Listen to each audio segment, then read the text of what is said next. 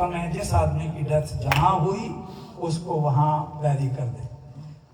ये उलमा इकराम बैठे हैं, अल्लामा ज़ीशान साहब बैठे हैं, कारी सादिक ज़ियाई साहब बैठे हैं और दीगर स्कॉलर बैठे हैं। मैं देख कर आपको बता रहा हूँ, जो बॉडी के साथ हशर नशर होता है, आप अगर देख लें तो आप कहेंगे नहीं, सुन्नत यही है कि इसको यहीं रखो।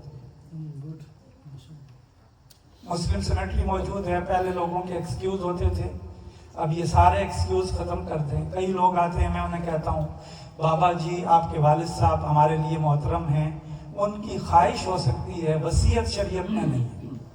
ये वसीयत नहीं है कि मुझे वहाँ दफन किया जाए। सरकार मदीना सल्लल्लाहु अलैहि वसल्लम का पैगाम यही है, जो आदमी जहाँ उसकी डेथ हुई उसको वहीं कर दे। मैं एक लफ्ज़ आपको बोल देता हूँ, आप गूगल पे जाके चेक कर लें, इम्बाल्मिंग। इम्बाल्मिंग ये है कि उसके जिस्म का हशर नशर कर दिया जाता है।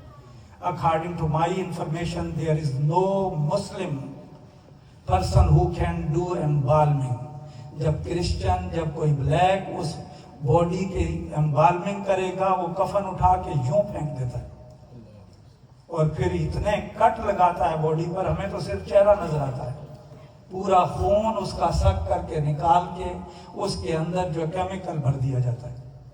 तो ये मेरी गुजारिश है, आप इस पे गौर कीजिए, सोचिए। लोगों ने साल 2 साल में ही जाना है। यहाँ को हर जुमे रश लगा हुआ है।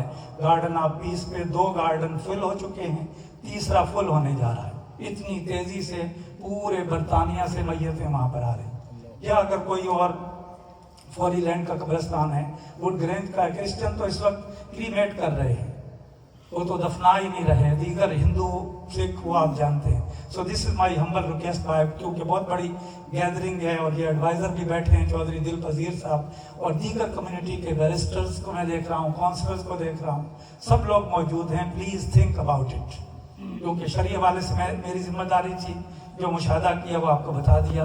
तो बाकी अब आपका फैसला है, जो करेगा हम उसके साथ जो है वो ताउन ज़रूर करेंगे।